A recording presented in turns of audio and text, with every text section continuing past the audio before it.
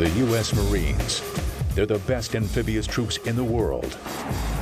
They storm the beach on a cushion of air, arrive on the battlefield out of thin air, and hit a bullseye a mile away. They're unrivaled, unyielding, and unstoppable.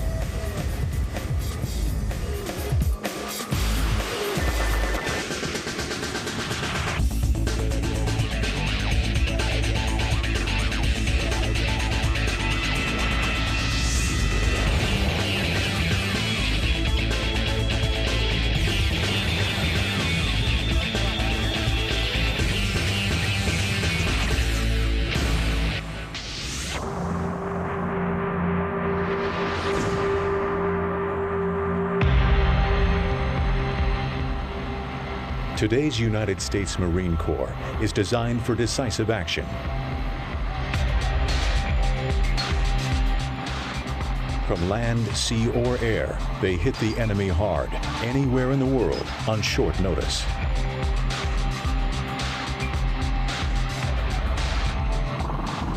To fulfill their missions, they field some of the deadliest and most specialized machines of war.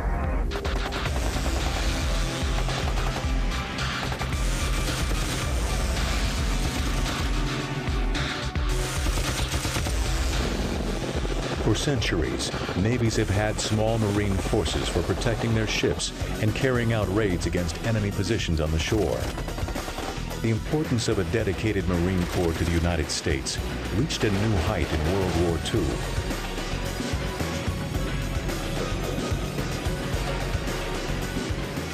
Highly trained troops, supported by specialized equipment, were needed to wrest control of many Pacific islands from Japanese defenders.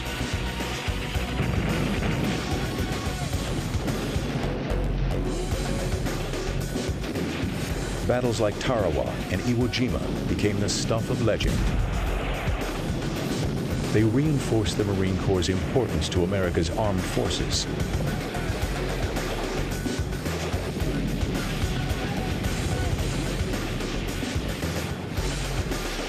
The equipment used to project marine power ashore has developed significantly since World War II. New types of specialized Navy amphibious assault ships provide a sophisticated mix of naval and air support.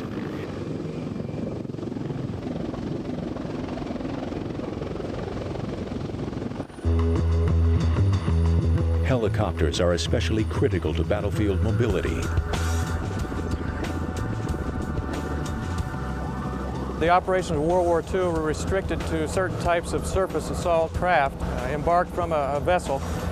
Now we have that capability in addition to the air assault, heliborne assault capability, which greatly enhances our strike profile and allows us to a wider variety of missions in support of the amphibious landing ashore.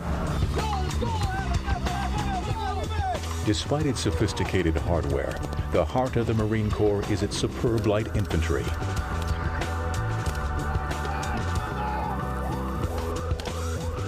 The weaponry of the Marines is designed for portability. A rifleman is equipped with the M16 assault rifle, which can be fitted with a 40mm grenade launcher. Fire support for the rifle squad and platoon is provided by the M249 squad automatic weapon and the M60E3 light machine gun.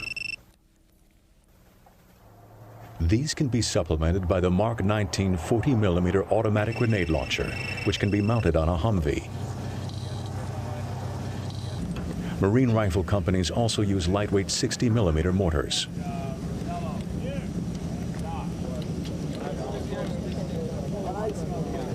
For defense against enemy aircraft and helicopters, the Marines use the Stinger missile. The Stinger is shoulder-mounted and employs an identification friend or foe, or IFF system, to prevent accidentally downing friendly aircraft. Its fire-and-forget infrared seeker has proven to be highly effective, even against sophisticated jet attack aircraft. Tanks are a constant danger to infantry troops, and the Marines use the Dragon, guided anti-tank missile, and the vehicle-mounted tow missile launcher to destroy enemy tanks.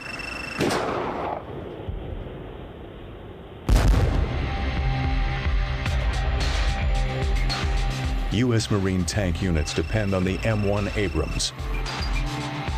One of the world's most powerful tanks, the M1 is armed with a 120mm gun. Its 1,500 horsepower gas turbine engine muscles it through rough terrain. At ranges exceeding 1,800 yards, it achieves pinpoint accuracy thanks to its advanced fire control system. For scouting operations, the Marines use the nimble LAV-25. Variants of this armored wheeled vehicle serve in command and control, anti-tank, and recovery capacities. The LAV is typical of the Marines' focus on strategic mobility. It is light enough to be rapidly deployed from the air, slung under the belly of a CH-53E helicopter. Beyond their equipment and technology, what distinguishes the Marines is their training and organization. Marines pride themselves in discipline and operational readiness. We train probably harder than anybody else. Also, the Marine Corps has an air side, we have a support side, and we have a ground side. So we have everything all combined in one. We don't have to request support from any of the other branches of the service except for the Navy to get us there. And once we're there, we're able to conduct operations for 30 days ashore without resupply. So we're self-contained. And when you put Marines ashore, you know that they're able to do the job until further forces can come on and reinforce them. The one armored vehicle unique to the Marine Corps is the Amphibious Assault Vehicle, or Amtrak. Amtraks were developed in the late 1930s. Their unique mobility in both water and on land made them invaluable in the amphibious assaults during the Central Pacific battles of World War II. The first Amtraks, like the LV-T1, used at the Battle of Tarawa, had no overhead armor. Post-war designs like the LVT-3C used in Korea and the later LVT-P5 deployed in Vietnam had more powerful engines and better armor protection.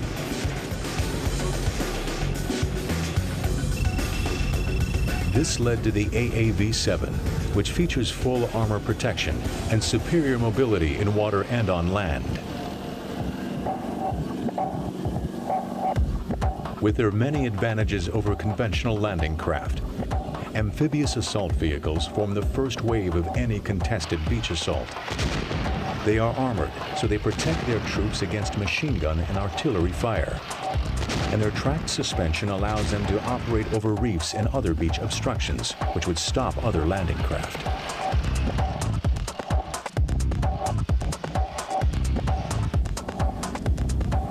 The AAV-7's swimming ability comes from its boat-like hull and special water jet propulsion system.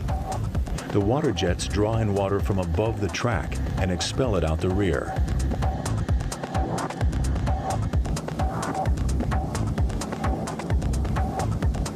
They give the vehicle a speed of 7 knots in the water. The special watertight hull allows it to operate in 10-foot swells.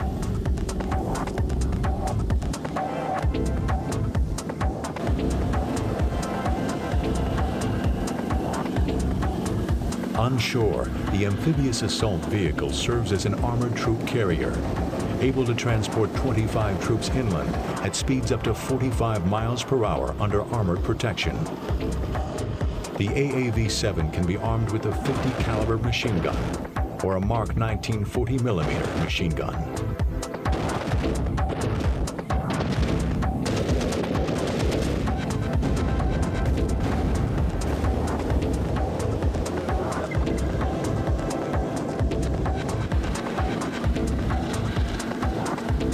Given the trend for the Marines to launch over-the-horizon attacks, the 20-ton AAV-7 is quite slow in the water.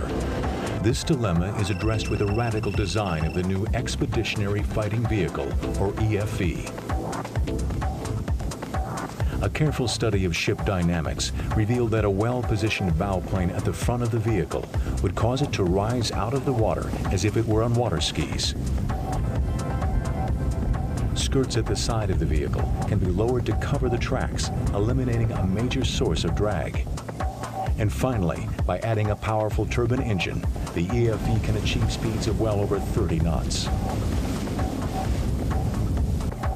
As quick as it may be in the water, its primary job remains to deliver the Marine forces to the battlefield. Its hull must be spacious enough to carry a fully equipped Marine combat unit to the beach and into battle.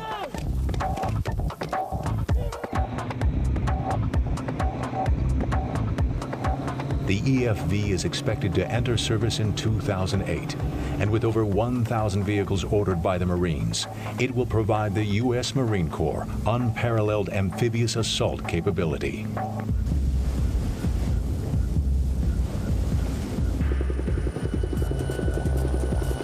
Since World War II, the U.S. Navy has developed a wide range of sophisticated warships specifically intended for amphibious operations. Among the largest and most capable of these are amphibious assault ships, such as the Tarawa-class USS Saipan. Saipan in an amphibious operation plays a very central role because she has most of the forces. We have all the helicopters and the Harriers, and we would have the greatest majority of the troops. And so the troops would go ashore by helicopter from our deck or by boat through our well deck. At first glance, ships like the Saipan resemble regular aircraft carriers, but there are substantial differences. The biggest difference between the LHA and the regular aircraft carrier as we know it are the catapults and arresting gear. We don't have catapults and arresting gear.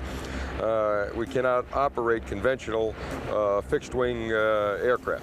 The Saipan carries aircraft that directly support Marine operations. This includes transport helicopters and Harrier vertical takeoff jets. The Saipan is an amphibious assault ship, so the Marine aircraft are aboard, basically to transport the Marines and to assault the beach. During an amphibious launch, we have all the Marines lined up underneath the deck here. We move the aircraft on spot. They turn up once they're ready to go. We give the high sign. The people bring the troops on. They're loaded in the aircraft, and they're gone in 5 minutes. As soon as they're leaving, the other people are already hooked up with tractors to the second wave of aircraft, and they're pulling them out. It's really fast paced. They come in, the aircraft come back and refuel. We refuel them in 10, 15 minutes, load more troops, and they're gone. But the Saipan and her sister ships of the Tarawa class are more than just mini aircraft carriers. They have large well decks at the stern, allowing them to land and embark landing craft, which bring supplies and troops to the beach. Inside her cavernous hull are storage facilities for the supplies needed to conduct an amphibious landing. Supporting ships like the Saipan are the smaller amphibious transport docks, the LPDs, and the dock landing ships like the LSD-37 Portland.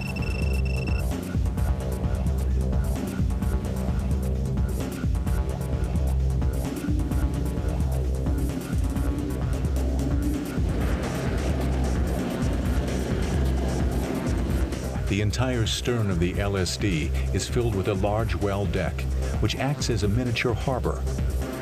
We have a well deck that is capable of ballasting down and bringing water into the well so we can bring assault boats or landing craft inside our well. So we can either be dry or wet depending on what our mission is and what we're loading. This well deck is 422 feet long and 48 feet wide. In the case of the AAVs, we bring them all the way into a dry deck and position them in the forward part of the ship all the way back. For the Marine Corps, these amphibious assault ships offer valuable versatility demanded for complex amphibious operations.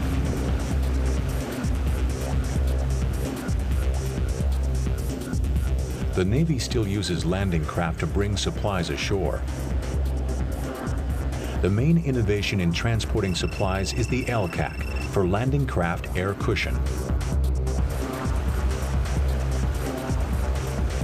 The LCAC's propulsion system creates a pillow of air underneath the main platform. The air pillow is contained by special skirts around its edge. Forward propulsion comes from a pair of large propellers at the stern of the craft.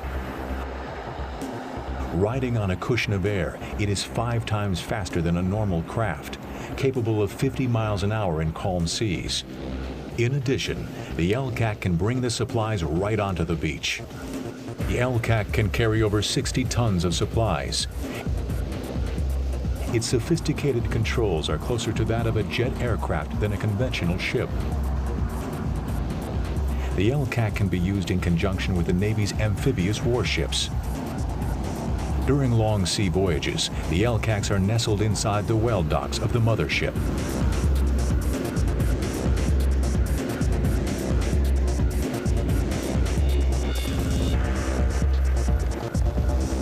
The helicopter is one of the most important developments in marine operations since World War II. Troop-carrying helicopters can carry out landings far from enemy defenses with speed and precision. For objectives ashore, 15, 20 kilometers and farther, are greatly enhanced by the helicopter. The amphibious assault vehicle, although a tremendous asset, is slower, takes longer time to seize certain objectives. Helicopters are used in amphibious operations in conjunction with amphibious vehicles and craft. The combination of air and sea-based power compromises enemy defenses and adds a critical element of surprise. The helicopter gives the Marine commander a large option. He's able to conduct the amphibious assault with an added surprise to the enemy. When you come across the beach, whether you're coming across in Mike boats or LCACs or AAVs, you're coming right at the beach. And if the enemy's defended the beach, he's got his defenses oriented towards you. If you have a helicopter, you can use that to put troops in at the decisive time on the enemy's flank. It'll surprise him, and it'll force him to commit some of his troops to another area that he wasn't ready for. Long-range threats in the form of anti-ship missiles have begun to pose a particular hazard to landing forces. These weapons can have devastating consequences on an amphibious assault force. Concerned that these missiles could destroy transports anchored offshore, the Marines developed a new tactic called over-the-horizon landings. Because the coastal anti-ship missile launchers cannot see over the horizon, the Naval Landing Task Force remains miles away and out of sight. But with the task force so far out to sea, conventional AAVs under constant enemy fire would take too long to reach the shore. Existing helicopters do not have the speed, range, or endurance for this mission either. As a result, the Marines are pinning their hopes on a radical new type of aircraft to carry out over-the-horizon missions, the V-22 Osprey. The Osprey combines the best features of helicopters and conventional aircraft in one package. It can take off vertically like a helicopter. Then, once in flight, its engines move to a more conventional horizontal position, enabling it to fly as fast as a traditional transport aircraft. Though quite large, the Osprey can be stowed below deck. To minimize its size and meet flight readiness times, the V-22 can quickly modify its wing and rotor assemblies. Remarkably, this process takes less than 90 seconds without the aid of ground crew.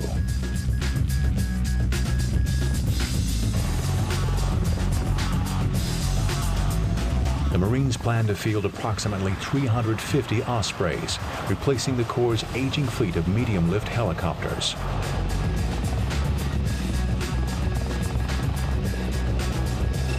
The CH-46 Sea Knight has long served as the backbone of Marine heliborne assault. It is a helicopter equivalent of the amphibious assault vehicle, also carrying 25 troops. It is fitted with a rear ramp and can carry small vehicles if needed. The home of the CH-46 during amphibious operations is the LHA amphibious assault ships. The Marines board their helicopters from the holds below and can be over the beach only minutes after launch. In addition to troop transport, the Sea Knight can also be used for many other missions, such as supporting Marine raiding parties ashore.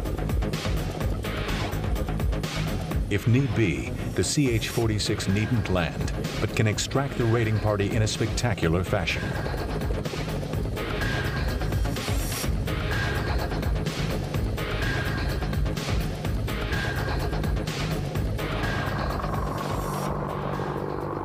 The heavy lift for Marine heliborne assaults comes from the massive CH-53E Super Stallion. The Super Stallion can carry up to 55 troops and has greater range than the CH-46. It is often used to carry heavy loads and supplies for Marine assaults. It can even carry the Marines' light armored vehicles and extend their range through mid-air refueling.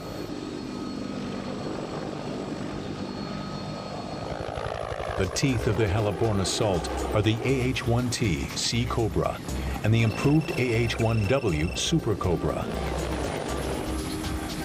The AH-1 attack helicopter can escort the transport helicopters during a heliborne assault and provide gunfire, missile, and rocket support to the troops once they land.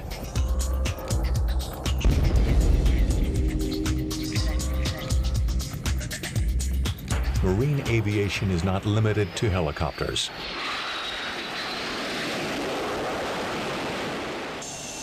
The Corps fields high-performance jet aircraft, such as the FA-18 Hornet Strike Fighter. The Hornet Strike Fighter is an all-weather enemy interceptor, which can also attack ground targets.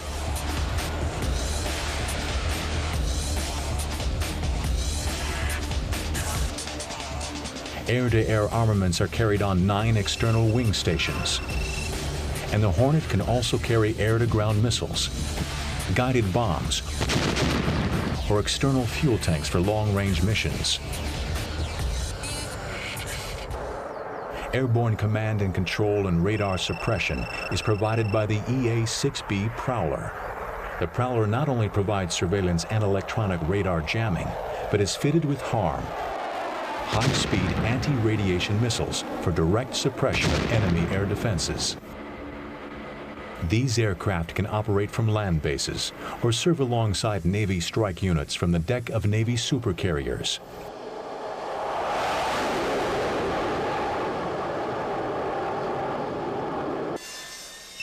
But the most recognizable Marine jet is the AV-8B Harrier II jump jet.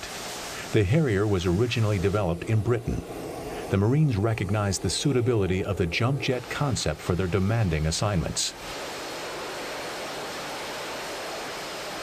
The Harrier does not need a conventional runway for takeoffs.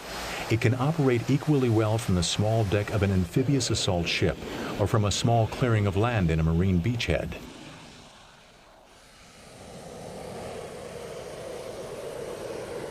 The Harrier can carry out ground attack missions in close air support of Marine ground troops using laser-guided bombs. And it can be armed with a variety of air-to-air missiles to protect the beachhead from enemy aircraft.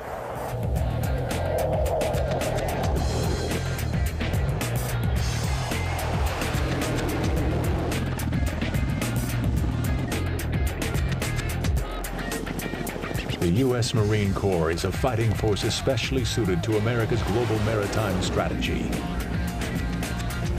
Its unique blend of highly motivated men and women, supported by the latest advances in high-technology weapon systems, has earned it a well-deserved reputation among the elite fighting forces of the world.